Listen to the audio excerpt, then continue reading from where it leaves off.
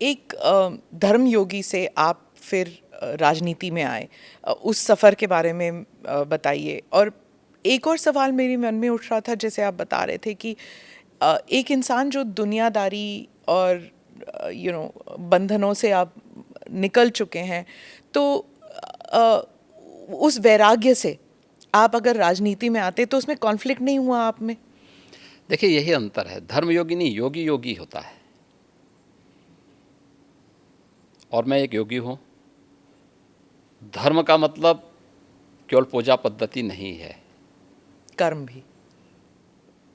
धर्म एक समग्र जीवन की पद्धति है। धर्म कर्तव्य के पथ की प्रेरणा देने वाला, उस पथ का की ओर अग्रसर करने वाला, आग्रही बनाने वाला एक मार्गदर्शक है। हम उसको केवल पूजा पद्धति तक सीमित नहीं कर सकते। एक योगी के रूप में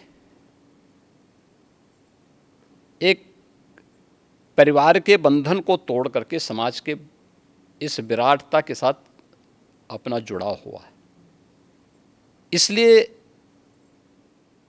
उस विराटता के साथ जोड़ करके अपने आप को कार्य करना। दूसरा, एक योगी का मतलब ये नहीं कि वह केवल अपने स्वयं की मोक्ष प्राप्त करने के लिए या आध्यात्मिक लाभ के लिए वह अपने आप को सीमित कर ले। अगर समाज के सामने चैलेंज है, कोई चुनौती है, तो उस चुनौती से जूझने के लिए भी अपने आप को तैयार करें। याद रखना, साधना की जो सबसे पहली पद्धति आती है उसमें सेवा है। भक्ति के मार्ग का भी जो नवधा भक्ति की व्यवस्था की गई है भारत की संतों ऋषियों ने, उसमें पहला मार्ग सेवा है। कोई भी साधक सन्यासी या योगी बनता है तो उसके लिए सेवा के मार्ग का अनुसरण करके ही आगे की दीक्षा का मार्ग प्रशस्त हो पाता है। हम लोग भी जब एक योगी के रूप में सार्वजनिक जीवन में आए तो सार्वजनिक जीवन में किसी पद या प्रतिष्ठा के लिए नहीं, बल्कि इस कार्य के लिए आए कि नहीं, यह एक सेवा का माध्यम है और हम समाज के अंतिम पायदान पर बैठे हुए व्यक्ति की सेवा इस पद पर रह करके अंत्योदय कर सकते हैं, और उसी लक्ष्य को लेकर के व्यक्ति कार्य करता है। जी। मैं फिर से उसी बात पे आऊँगी, जब आप घर छोड़ के निकले थे। अभी हाल ही में हमने देखा, एक फ़ोटो आपने ट्वीट किया था और वो वायरल भी हो गया था, जब आप अपने माता से मिलने गए थे। तो उस वक्त आपको कैसा लगा जब आप गए थे? देखिए, मैं कई वर्षों के बाद गया था। जी। मेरे पिताजी का जो है देहांत 2020 में हो गया था। मैं उससे पहले उनसे या उस अपने परिवार के लोगों से कई वर्षों से नहीं मिल पाया था। संयोग से कोरोना कालखंड प्रारंभ हो चुका था, लॉकडाउन प्रारंभ हो चुका था, तो उनके अंतिम संस्कार कार्यक्रम में मैं भाग नहीं ले पाया था। आपके पिताजी के? हाँ। तो मुझे जब गत वर्ष अवसर मिला था तो मैं अपनी माँ से मिलने के लिए ज़रूर गया था। तो स्वाभाविक रूप से एक माँ और पुत्र के बीच में जो संवाद होने चाहिए वही संवाद वहाँ पे हुआ। आप उनके अंतिम संस्कार के लिए नहीं जा पाए, पर जब वो आपसे मिलने आते थे, आप उस वक्त चीफ मिनिस्टर थे, तो वो एक आम नागरिक की तरह आते थे, सीएम के पिता के रूप में नहीं आते थे? नहीं, यहाँ वो कभी नहीं आए। वो मुझसे मिलने के लिए, मेरी एक बार उनसे मुलाकात हुई थी नजीमाबाद में, और नजीमाबाद में मैं एक चीनी मिल के उद्घाटन में गया था। तो भाषण करते हुए मैंने देखा सामने जो है कोई बैठा है, तो मैं पहचान गया उनको। मैंने कहा ये तो मेरे पिताजी हैं लगता है। वो सभा के बीच में बैठे हुए थे। तो फिर मैंने सभा समाप्त होने के बाद अपने साथ के कुछ लोगों से कहा, मैंने कहा देखो यार, वो आए हैं तो उनको बुलाओ, थोड़ा मुलाकात करते हैं। तो तब मेरी मुलाकात हुई थी। जी। आपकी छोटी बहन जो है, उन्होंने एक इंटरव्यू में कहा था कि 30 साल उन्होंने आपको राखी नहीं बांधी। 2022 में एक इंटरव्यू में उन्होंने कहा कि कई वर्ष पहले जब उन्हें पता लगा कि आप घर छोड़ के आप योगी बनने के लिए निकले हैं, तो उन्होंने कहा कि वो भिक्षा मांगने वाले संतों में आपको ढूंढ रही थी और मिले नहीं आप उन्हें। बहुत मुश्किल हुआ होगा ना उन्हें? देखिए, इस सब के जीवन में आता है, लेकिन मुझे लगता है कि इन चीज़ों को हमें जो है केवल अपने स्वयं के स्मरण के लिए रखना चाहिए, और स्वाभाविक रूप से सबके जीवन में आता है। कई वर्षों के बाद जो है इस चीज़ें चलती रहती हैं, मुझे लगता है यही जीवन है। मैं एक इंटरव्यू का एक्सर्प्ट पढ़ना चाहती हूँ सर, क्योंकि ये हिंदी अखबार में छपा था और हमारे कई दर्शक हैं जो इंडिया से बाहर रहते हैं, वो शायद उन्होंने पढ़ा नहीं होगा।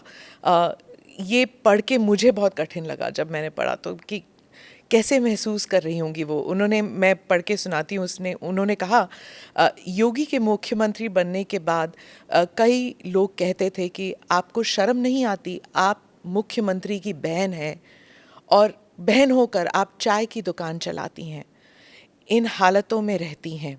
मैं उनको एक ही बात कहूँगी, मैं गरीब हूँ, ये मेरा नसीब है। शर्म तब आनी चाहिए जब आप कोई गंदा काम कर रहे हों, किसी के हक का छीन कर खा रहे हों। मैं तो मेहनत करके अपनी गुजर बसर करती हूँ। हाँ, ठीक बात है। मैं इसलिए पूछ रही हूँ सर, क्योंकि आमतौर पर लोग समझते हैं ना कि चीफ मिनिस्टर हो या फिर सांसद हो, विधायक हो, इनके इर्द गिर्द लोग जो हैं इतने धनी हो जाते हैं और फिर सार्वजनिक जीवन में इसलिए आते हैं कि जो धन कमा चुके हैं उसे प्रोटेक्शन के लिए। और एक ये इंटरव्यू है आपकी बहन का। देखिए, व्यक्ति को कभी भी धन और वैभव संतुष्टि नहीं दे सकती है, और मुझे लगता है कि सबसे बड़ा योगी वह है जो स्वयं की मेहनत से संतुष्ट है, स्वयं के परिश्रम से संतुष्ट है। दूसरों की मेहनत से कुछ प्राप्त करना और फिर उसको छीन लेना, ये तो डकैती है। उसके अलग अलग रूप देख सकते हैं आप समाज में, और मुझे लगता है सबसे निंदनीय कर्म यही है। और यही अंतर है एक योगी और एक सांसारिक मनुष्य में। एक सांसारिक मनुष्य के बारे में शास्त्रों में कुछ बातें कही गई हैं कि वह त्रुटियां अवश्य करेगा, हमेशा भ्रमित होगा। तीसरा, वह हमेशा उसके मन में दूसरों को धोखा देने की प्रवृत्ति होगी। और चौथी बात उनके लिए जो कही गई है, वह कही गई है कि वह अपनी सीमित दृष्टि से भविष्य का अनुमान नहीं लगा पाएगा। इसलिए जो है सारा द्वंद्व तो इसी सब का है।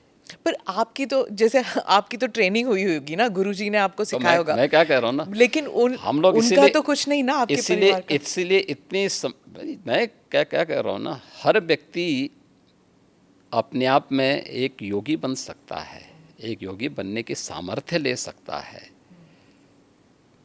अपनी मेहनत से, अपने कर्मों से हम जो कुछ अर्जित करें, मैं भी भूखा ना रहूं, साधु ना भूखा जाए, अगर ये भाव हर व्यक्ति के अंदर आ जाए तो फिर यह समग्रता सबकी संतुष्टि का कारण बन सकता है, सारे विवादों का समाधान कर सकता है। जब आप पीठाधीश बने, आपके भारत में और भारत से बाहर भी इतने अनुयायी हैं, तो उस वक्त आपको क्या ऐसा किसी ने कहा कि आप पीठाधीश होके भी तो सार्वजनिक कार्य कर सकते हैं, राजनीति में क्यों उतर रहे हैं? ये कोई बंधन थोड़ा है, ये कोई बंधन किसी के लिए नहीं है।